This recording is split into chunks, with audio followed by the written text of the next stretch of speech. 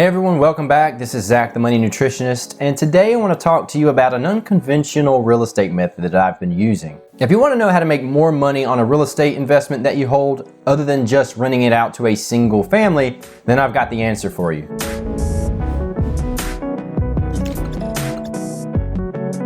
By you being here, it tells me that this information is useful and it helps me to keep going with putting out extra content for you to learn and find other ways to make money and how to make smart money decisions. That's the whole goal here, right? Make sure to smash that like button and subscribe so you don't miss out on future videos. Now let's dive into this real estate method. The traditional way of renting a home is typically to list your home for rent. One person or maybe a group of friends want to rent your home at a flat rate, and they put down their security deposit, they pay their rent, and they move into the place. And that's fine. There's usually one lease, right? And there's nothing wrong with that. But I think I found a better way. What I've been doing is renting an investment property by the room. So instead of running one ad for the home, I'll run an ad for each room in a house individually. There are some pros and cons that come with this method, and there's some things you need to be aware of, and I'll dig into each of those in this video. So let's talk about the method a little bit. A lot of people talk down on real estate investing because they're like, there's no way you can make money. The reason they say you can't make money is because you're constantly fixing the house up when something bad happens. You might have to evict people, you're getting killed in taxes, and all these other things that can go wrong. But there's a lot that can go right, and many people become very successful through real estate investing. What I wanted to do was try to mitigate some of those risks. For example, if you rent an entire house to one family, if they don't pay their rent, then you're losing money and you have to go through the whole process of evicting them and then finding a new tenant. But if you rent room to room and one tenant doesn't pay, then you have the other tenants probably still making your mortgage payment or at least bringing some money in while you evict the other person and get someone new in the room. So what this does is it saves you when it comes to the vacancy rate.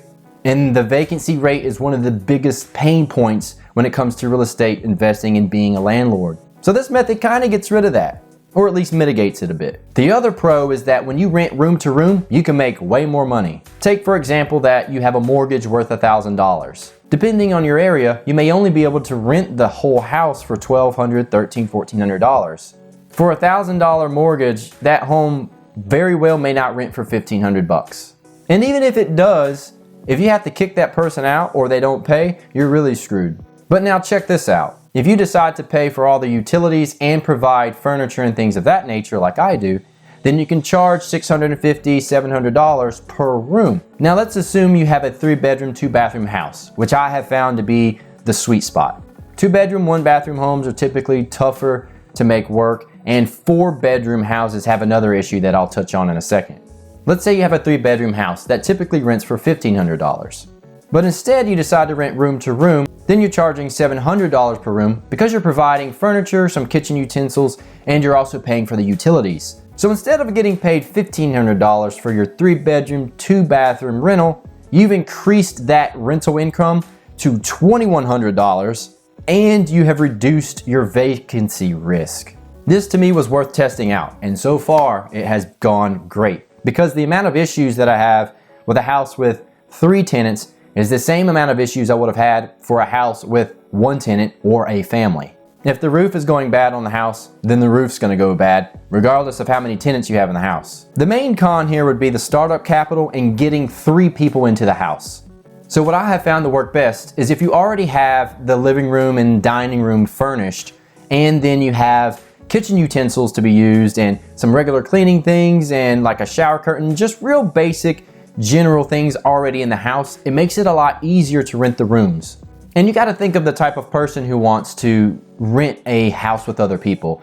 They are usually younger, or they're in a job where they don't make a ton of money and there is high turnover, or they're just in the middle of a life transition, which also seems to be very common. So that type of person probably doesn't have a lot of stuff, and it would be nice if they can move in somewhere that already has that homey feeling. So the startup capital will be the cost that you need for furniture and kitchen utensils and things like that. I have found $2,000 will typically do the trick.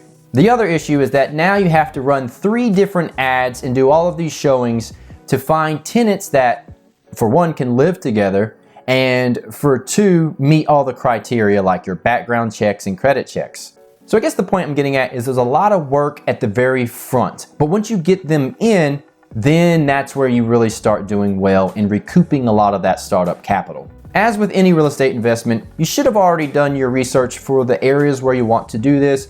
You should already have the research with the financing and money that is needed and what your figures will look like from this strategy. So some of you are probably saying, isn't that problematic when you have 3 different people living together? They don't know each other, they're strangers.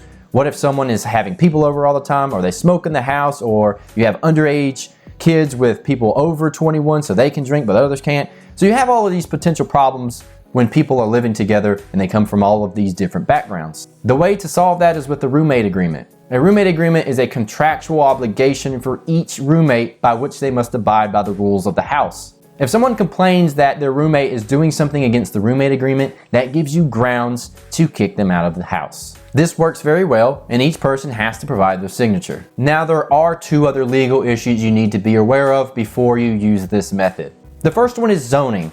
So if you're going to use a house for business purposes as it's deemed, you need to make sure you're in the right zone.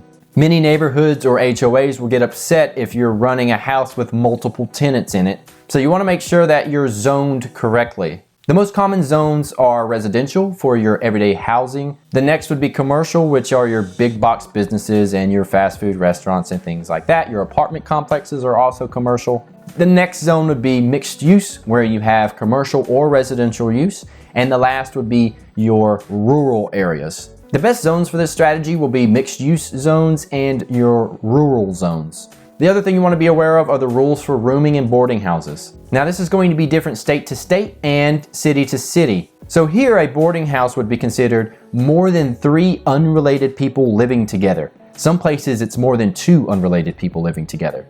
So if you have a house where there are 4 unrelated people in that house that are renting, then you have broken the law. You want to make sure to do your research to make sure the house doesn't become a boarding house or a rooming house. Outside of that, there really aren't too many downsides. I find it less risky because the vacancy rate is no longer an issue.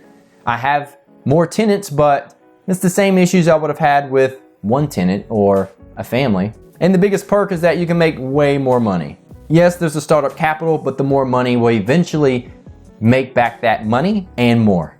So if any of you have tried this method, I'd love to hear about your experience. Throw that down in the comments below. Make sure to like this video if you learned something and thought that this information was useful, and I'll see you guys next time. Thanks for watching. Be sure to follow me on Twitter, Instagram, and Facebook to stay updated on the latest. But more importantly, to stay updated on YouTube, press the subscribe button below.